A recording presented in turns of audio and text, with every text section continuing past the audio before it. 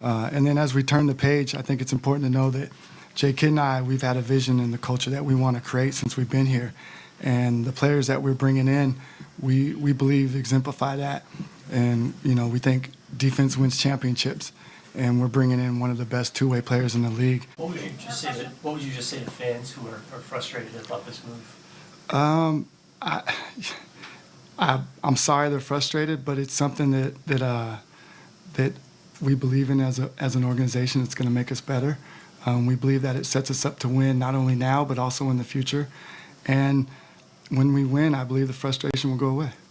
Did you have discussions with any other teams besides the Lakers about this deal? No, and I'd like to give Rob Pelinka a lot of credit. Trades, you guys have been around here. Trades don't happen at the smallest level without stuff getting out.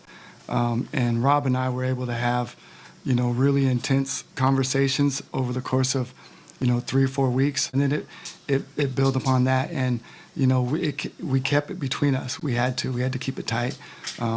Jay Kidd didn't know about it. But Jay Kidd and I are aligned, and we talk about archetypes, and we talk about the culture that we want to create. So I know the type of players that he likes without actually talking to him. Hey, would you like, so I know that. And Jay Kidd coached them when they won the championships. So I think when you're aligned with your coach like that, I know the type of players that he likes. And so I felt good about it making sense to where we're trying to go. You mentioned you think this will work in the short term and the long term. Short term makes great sense. How do you see this working out well for the organization in the long term? Well, I think the long term is the time frame. I think he fits our time frame. If you pair him with Kyrie and the rest of the guys, he fits right along with our time frame to win now and win in the future. And the future to me is 3-4 years from now. The future 10 years from now, I don't know. I don't think they probably bury me and Jay by then, or we bury ourselves. Yes. All right, I know there's a lot of questions. Thanks, everybody. So yeah, perhaps the biggest trade in sports history happened about a week ago today, with the Dallas Mavericks sending over Luka Doncic, Maxi Kleber, and Markieff Morris for Anthony Davis, Max Christie, and a future first-round pick.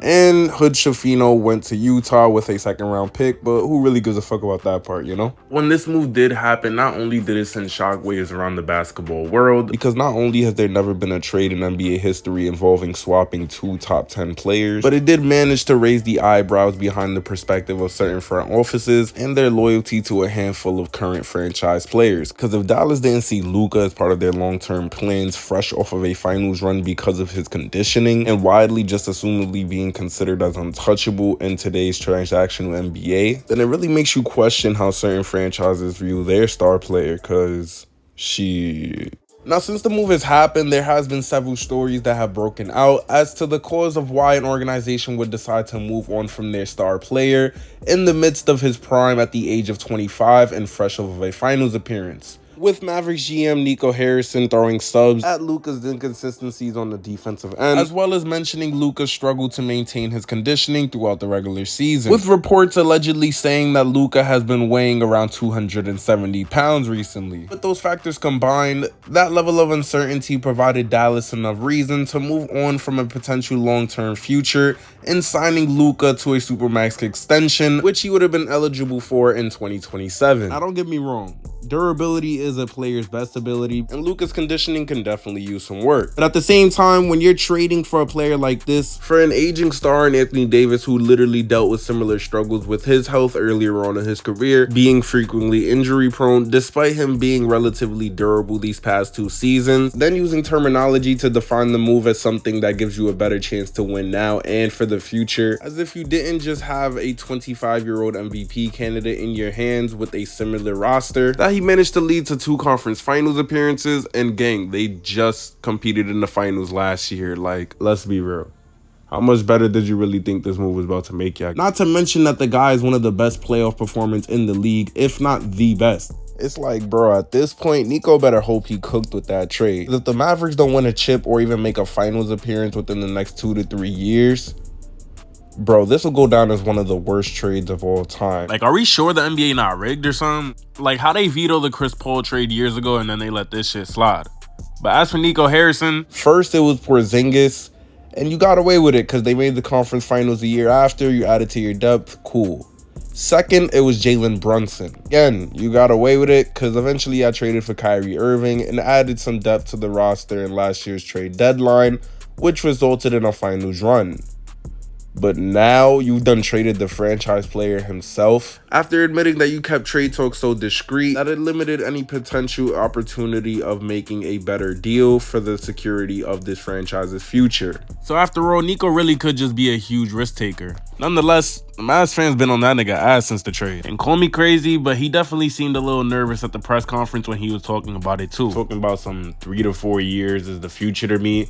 In 10 years, they'll probably have me and J Kidd buried by then. Why would that even be a thought in your mind if you were 100% confident that this was a trade that would make you better for the present and the future? Not even to be over analytical on a sarcastic joke or anything, but that shit was not funny. Like, none of this was a laughing matter.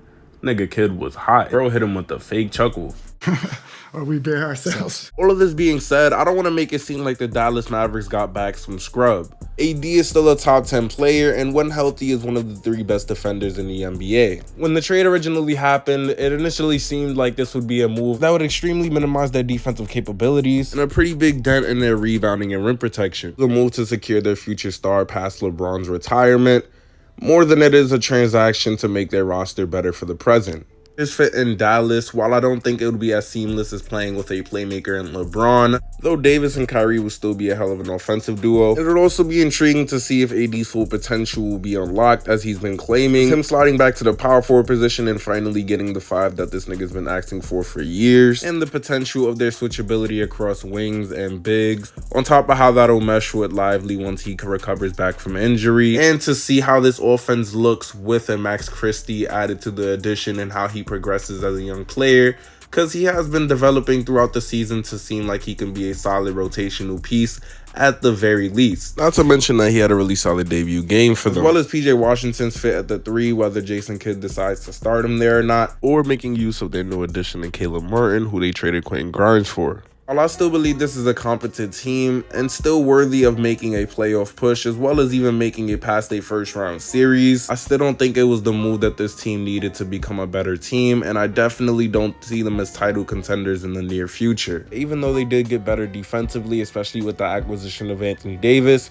I do feel that in this move, not only did they lose their only elite playmaker, but they also lost that essential consistent go-to option that'll be necessary for them to push past certain matchups in the West. And don't get me fucked up, Kyrie and KD are cold as hell, but they both had seen their best playoff success as second options to LeBron, and even at their individual peaks, were not producing at the same level as a Luka Doncic as the go-to guy on their previous teams. Now, as for Luka's fit on the Lakers, I still think that he'll have an immediate impact on their offense for sure, and enough for them to still be a decent team to make the playoffs out west.